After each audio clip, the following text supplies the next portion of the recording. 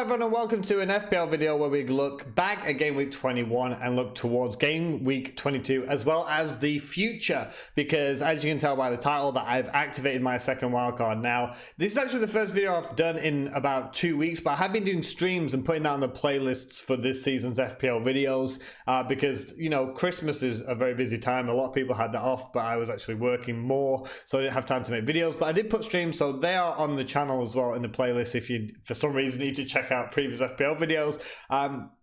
But we're back with the video, so the structure is still going to be looking at the previous game week, looking at next game week, and having a look at the players that I talked about and predicted last game week and who I'm looking for going forward. However, as you can tell by the title, I've activated my wildcard, so we'll be looking at the two options that I'm currently considering.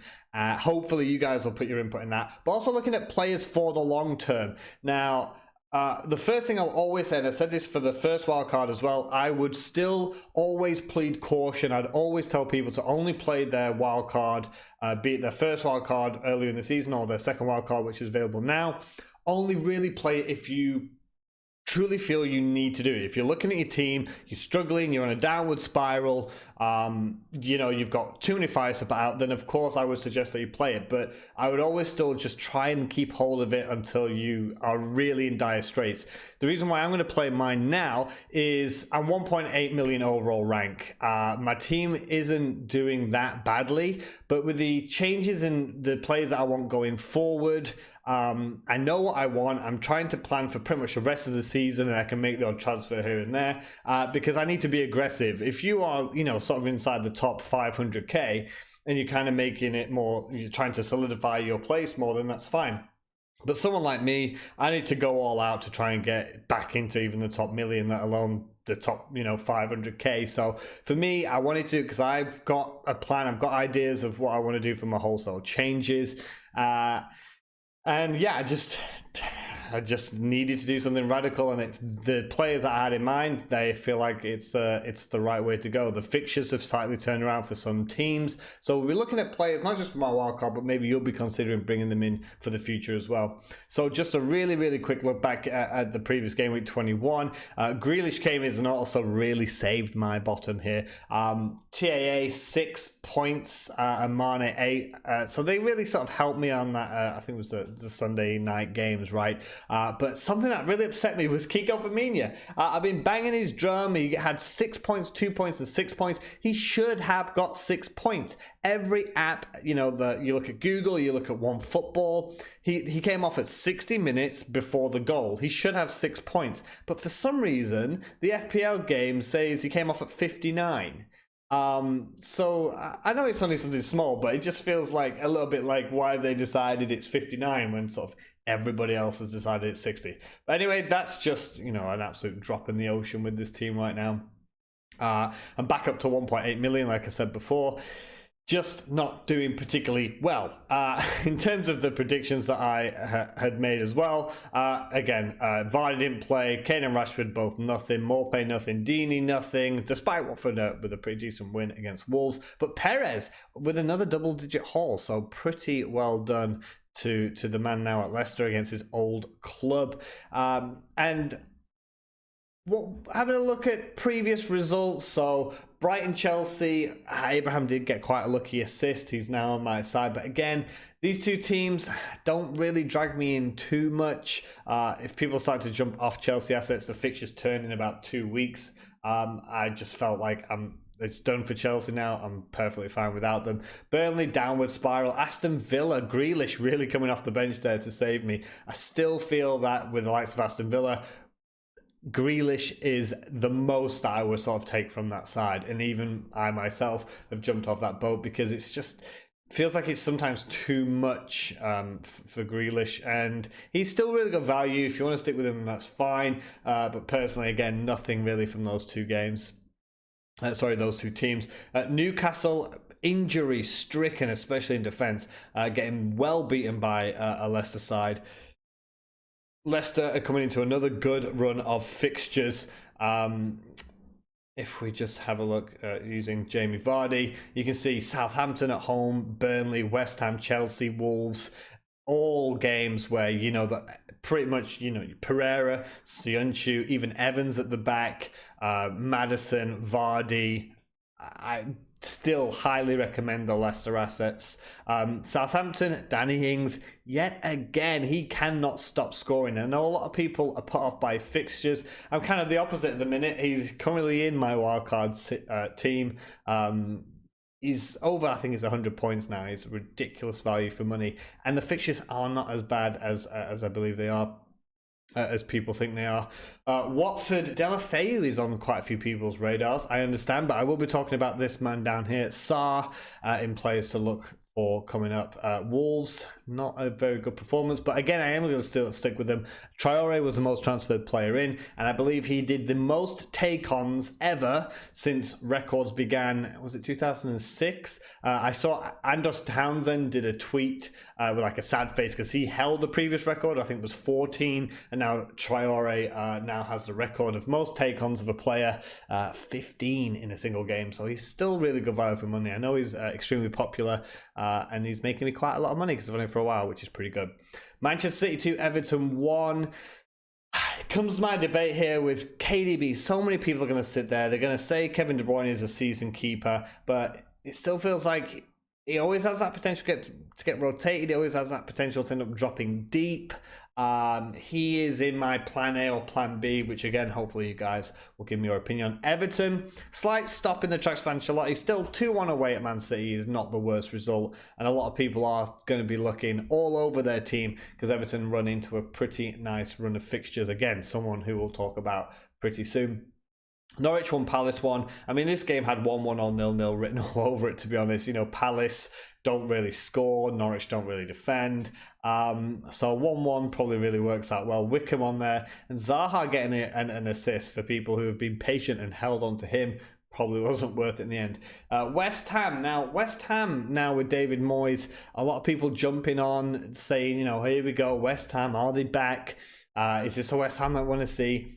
Bournemouth, another team that we're going to talk on a little bit later on, but the fact that they are the worst team in the Premier League over the last 10 games, I keep saying the last few weeks, it feels like they're the whipping boys. The stats are there now to prove that they are the whipping boys. So I would not, West Ham have some really difficult fixtures. And a lot of people are jumping on Fabianski again as goalkeeper.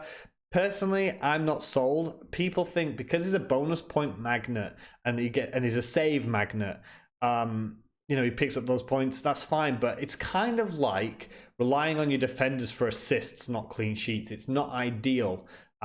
So for me, I don't want to have a goalkeeper because West Ham could easily concede 4 goals in a game. And then you're looking at 0 or 1 point from Fabianski. I just feel for his price, I'd rather just go a touch cheaper, and I'm going with Ryan myself for that one. And Bournemouth, stay well clear. They can't score, they can't defend, nothing going on right there. Arsenal with a good performance. Again, United just proving just inconsistent, and this is something that's turned my head with the likes of Rashford and Martial, the two FPL assets that you're really going to touch from Manchester United. And the issue is just so hit and miss. United will do a really good performance once a month, and then they'll sort of teeter off. You know, Arsenal didn't just win; they really deserve this 2-0 win. But again, from Arsenal in terms of FPL assets, I wouldn't be going anywhere except Aubameyang. And even then, there's far better players out there in terms of points per million and their value. And finally, Salah and Mane with Robertson. So I think we all would have 4 Liverpool players if it was possible. A lot of us are going to be talking about the double game week for Liverpool as well as West Ham, but we're really focusing on Liverpool. And the key question I myself am asking myself, with me being on a wild card and you guys will be preparing, how are you going to triple up Liverpool? Are you going to go double defense? Or are you going to go double midfield? Or are you even going to go crazy? You're going to have 1 defender, 1 midfielder, 1 attacker, get Bobby Firmino in the mix. I think a lot of people, if we could choose, we'd all have Trent, Robertson, Mane and Salah. But unfortunately, you can only have 3 of them. So what are you guys doing? Please let me know in the comments below. Are you going double defense or double midfield? Of course, going double defense would be able to spread out the cash more, have more of a balanced squad. Something I want to talk about, points per million. Now, that basically means, so for example, John Lundstrom is one of the best points per million players you can have because he's so cheap and the amount of points he gets you, that's how many he gets for every single million. But let's not lose fact or sight that the key aim that we're getting is just points. If I've got a player who's worth 5 million and he gets me 5 points, and a player who's worth 10 million but gets me 8 points, I still want that 10 million player because he's getting me more points on the board at the end of the day. So I know a lot of people might disagree with that, but points per million isn't the best, in my opinion. When I'm looking at a player, I don't really look at points per million unless I'm sort of really on like a budget option. But anyway, that's just a sidetrack about that. Liverpool, what are you guys doing for the double game week? Surely you are tripling up on Liverpool assets for that one. There could be some rotation. I don't want to put the frighteners on people, but that could be the case. Let's just have a quick look at my players to pick and take a risk on. Going in then to game week 22 before I do all my wildcard stuff. And these are the players I'm going to be going for. It is going to be Raul Jimenez as my number one pick, but it could be Vardy, it could be Rashford. It is a really, really close game week. I think there's a really open game week. It feels the last 3 game weeks have been very open for people to be more free and choose whoever they want as captain. We have still seen, Jamie Vardy and Kevin De Bruyne as the most popular options, but I mean, with Manchester City, you've got them going to Aston Villa. Maybe you're going to have a lot of Kevin De Bruyne captainers again, but it feels they've all got good fixtures. Liverpool, very difficult against Spurs, but Raul Jimenez against an injury-ravaged Newcastle side. I would go for Raul Jimenez, or Jamie Vardy would be the safe option. He's had a rest, is at home to Southampton, who have kept 2 clean sheets, so that might not be as easy as we think. But Raul Jimenez, he just gets points, so he's not going to get 15 points in a game week. The likes of Jamie Vardy or Mane or Salah or Kevin De Bruyne, they'll get you 2 points or they'll get you 20 points. And it feels like Jimenez, if you just fancy, picking up double digits with captaincy, so he's going to get 8 points, make it 16, have a nice comfortable game week, then I think Jimenez is sort of the best option here against a really injury-ravaged Newcastle side who don't travel well on the road. But Jamie Vardy, again, he's currently my captain, Jamie Vardy. He's had a rest. We were all filled last game week when Rodgers said, oh yeah, he's had a baby, he's fine, he's back, he's training. Boom, he picked up some sort of injury, then he was out. Now Rodgers is saying again, he's back in training, no, it's fine. But he said that last week, so it's difficult to believe managers when they're like that. But currently, my captaincy is on Jamie Vardy. He's at home to Southampton, and he's had a rest. But I think Jimenez and equally Rashford at home to Norwich. We know Norwich have been a weak side defensively all season. They want to bounce back from a 2-0 defeat against Arsenal. The only thing that puts me off is we all kind of agree that Manchester United's strongest play style is on the counter-attack. For example, when they play Manchester City and they hit them on the break, and they're so fast, Martial, Rashford and James, it's a really, really fast front three. And Norwich might just sit and frustrate them. So that's the thing that slightly puts me off Marcus Rashford. But Jimenez is your safe option, or even Jamie Vardy is your safe option. The only reason why I'll sort of lean towards Jimenez over Vardy this game week is to try and climb up the ranks. Jamie Vardy, still, funnily enough, his price is possibly going down. His ownership's now down to 49%. But you're looking at Raul Jimenez, who is on an 18.5% ownership. If you captain in and he manages just squeak out Jamie Vardy, who's probably going to be the highest captain player this game week, that's if you want to do a bit of rank chasing. But that's only if you believe. Remember, just go for who you think scores the most points for this game week. Moving on to our differentials, and I'm going to go for Sarr at Watford, 0.8%, so of course that's a huge differential, 6.2 million, 13 points, 1.7 points, and 5 points in the last 4 game weeks. He sort of really came into notice against Liverpool. I think it was Pearson's first game in charge, and he had a couple of missed hits, and he was getting in the right places. The ball was at his feet in the box, and he just kept fluffing it, and it did kind of wake up to we all noticed him in that game, and since then he's improved massively, and he's going to face a Bournemouth side who, like I said before, they're the worst Premier League side in the last 10 Premier League matches. And Sarr, just as a side stat, joint second for midfielders for most attempts inside the penalty box over the last 4 game weeks. I'm also going to go for Richarlison. 10.9% ownership, 8 million. You could also lean towards Dominic Calvert-Lewin for this, but either way, he seems to be up front now, properly up front next to Dominic Calvert-Lewin. So a popular differential. Both of these are popular differentials right now. Is 6 points and 7 points in the last 2 game weeks. Nice fixtures as well for Everton over the next 5 game weeks. So when I spoke about Everton earlier, it's not just Richarlison and Dominic Calvert-Lewin people are looking at. We're looking at Sidibe, who looks to be playing right back, but also in some games playing at right midfield. That's catching the eye. Holgate, someone who's in my wildcard team at the moment, 4.4 million. They've got good fixtures. Next 5 game weeks, you've got Brighton, West Ham, Newcastle, Watford, and Crystal Palace. So that's a pretty good set of fixtures for players that are not actually that expensive. And finally, I'm going to stick with Perez. The one prediction I got right last game week, 5.2% ownership. So again, a nice big differential for you there. 6 million. Sticking with this forgotten man then from last week, so many of us started the season with him, so many of us got burnt from him, and so many of us won't go back just because of this. But back-to-back double-digit hauls. He got rested in the FA Cup in the Leicester game, and he's home to Southampton, and then faces Burnley and West Ham in the next 3 games. So I think that's a pretty good, nice trio of fixtures there. And he's also joint most created chances in game week 21. He set up 5 chances against Newcastle. So they are the predictions that I'm going to be giving you guys for game week 22. Let me know what you guys think about that. So now I'm going to go on to my wild card. So going into the wild card talk, I did mention on a stream that please try and hold it. Talking to myself more than you guys, but I was like, please try and hold it until the transfer window closes. I'd already set out a plan for game week 24 for trying to get back in 3 Liverpool players, because I currently had 2. So if you have a look in this top left-hand corner just above my head, this was my team. So Pope coming into a difficult set of fixtures. A lot of people getting off Pope now. So goalkeeper was a position that I needed to change. And it's one of those reasons, it's one of those moves that people hate to make. We hate to change goalkeepers. You kind of get a goalkeeper in and you keep them for a long time.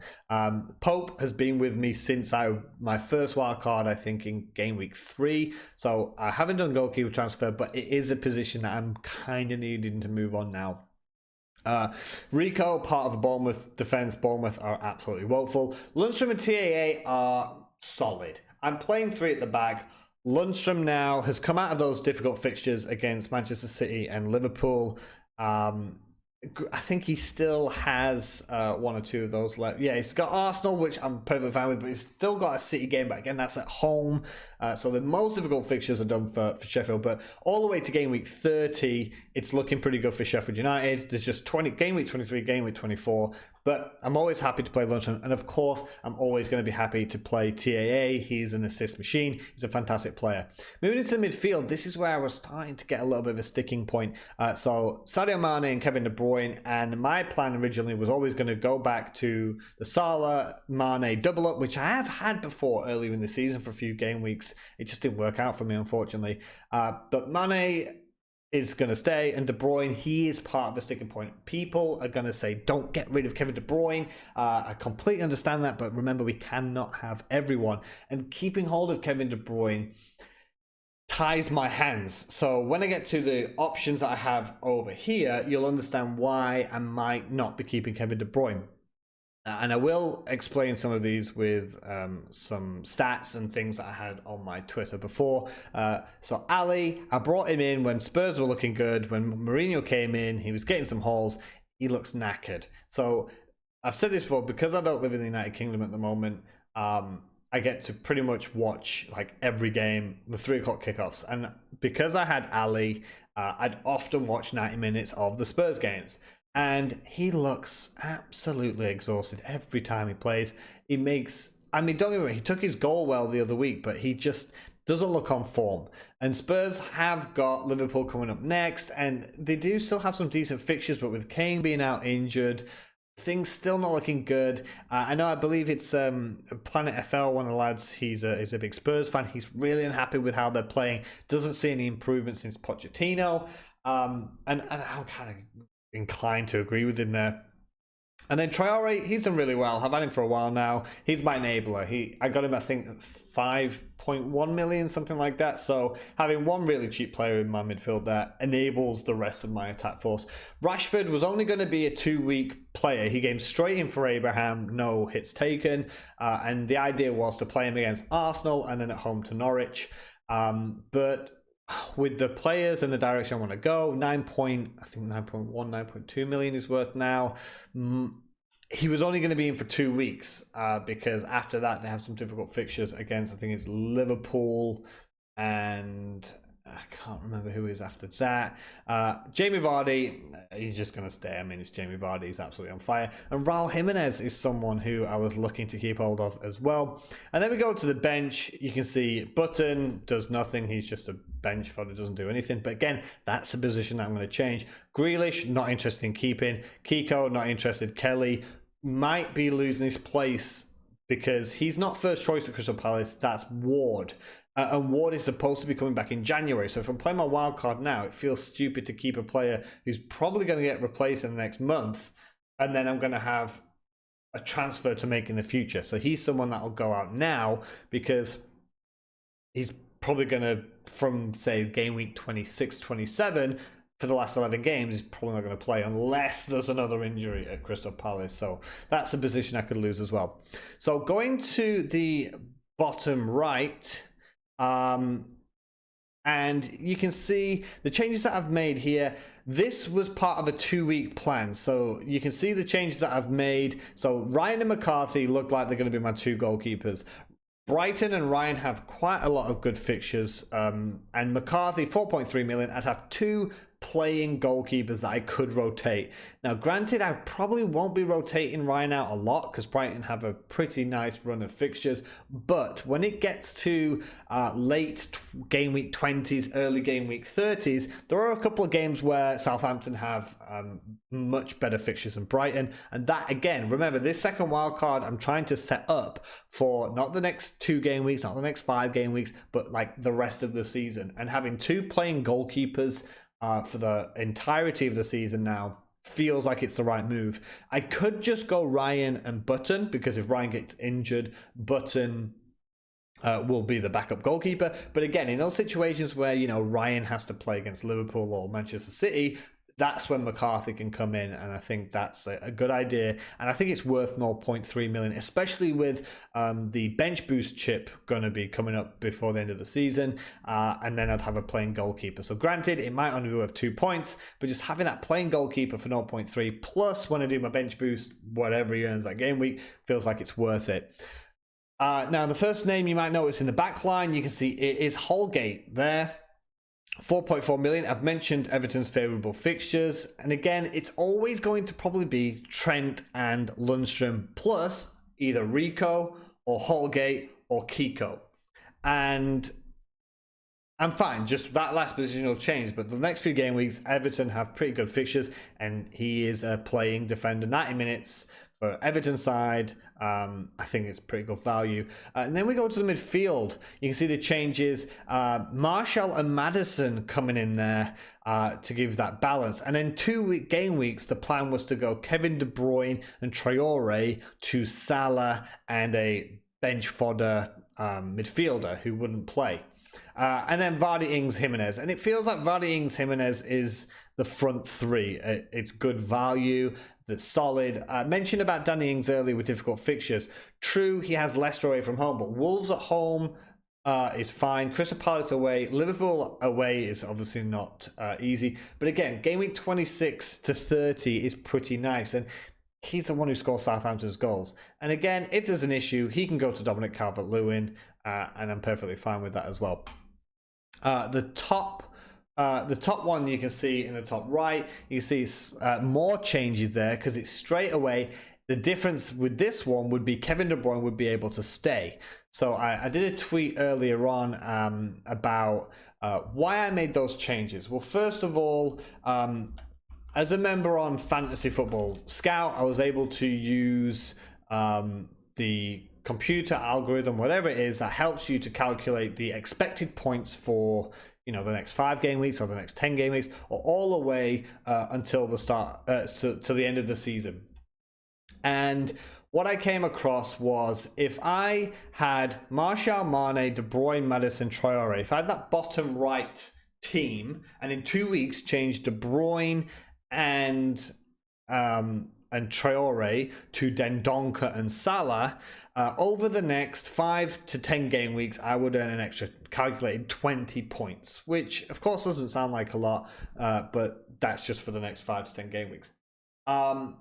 But looking at the top, it's just a debate of the question that I need help answering is which midfield is better? Is it Salah and Mane with Kevin De Bruyne and Traore? Or is it Salah and Mane with Maddison and Richarlison / Martial? And that's the question I need help answering. Am I better off losing Kevin De Bruyne and getting Maddison and Martial, or keeping Kevin De Bruyne and having to put him with Traore? I do still feel like it's a Salah and Mane double up. I still feel that the top right one is the better option, but the bottom right one here is the one that I'm currently on. Both don't leave particularly any money in the bank. So just remember that bottom right one, Kevin De Bruyne and Traore will go for Salah and Dendoncker. So that'll give me a 3-4-3 with Martial, Maddison, Mane and Salah. And then a front three. Everything else will still be the same. So that's where I'm with the wild card. I'm still going to say I'd still plead caution. Don't just jump in and use it if your team is fine or your rank is fine. I'd try and keep it until you're sort of desperate, I still always suggest to play the game that you want to play it. I would have probably liked to hold it, but when I was tinkering around, I looked at my side. I thought I needed to be attacking. You can see as well, Sice has come into the side. 4.4 for Wolves, and I think that's pretty good cover. He seems to be playing again in that Wolves side, and they'll have some good fixtures coming up too. But that was just a side note. But just when I was thinking around, I think 4.4 for Holgate and Sice are a lot better than having Rico, Kiko Firmino. I know Yama is injured. He's supposed to be back in January, and again, this is the long-term plan. I'm looking at these players with the rest of the season left in mind. So hopefully Yanmat will come back and get back into the side, and then really just be rotation in my defense. Hayden sits on the bench, and then Vardy, Ings and Jimenez play. And if I need to change anything, Jimenez or Ings down to Dominic Calvert-Lewin, and I can use that money to improve the likes of Yanmat or Sice or Holgate.